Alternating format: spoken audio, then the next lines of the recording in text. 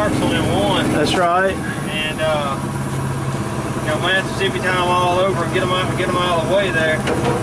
These ain't the worst two lines on this machine, but they're pretty dang close. I had one, the one on the left-hand side here started leaking around the where it's crimped at, and so we just put two on it now. And the only way you can break those things loose, you have to put a crow's foot on the impact to be able to do it, to get them to break, because you can't come in from the top to get to them or down. They need to put a bulkhead where it brings them lines on out this way. So now we're fixing to we got to bow these. These are 1 inch 6,000 psi lines too. We got to bow them up to get them in here now. So we're gonna see how we fare on this.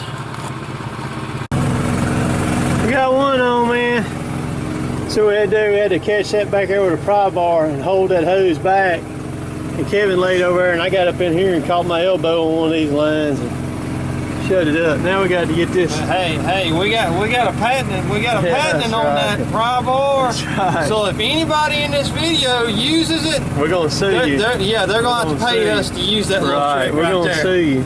So if anybody has ever wrestled with a 1 inch 6,000 psi line, it's worse than wrestling with a big girl in bed.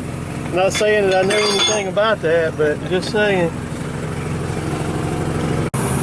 So we got the second one back on too. It probably took us about an hour. Yeah, because it's a little after 1 now.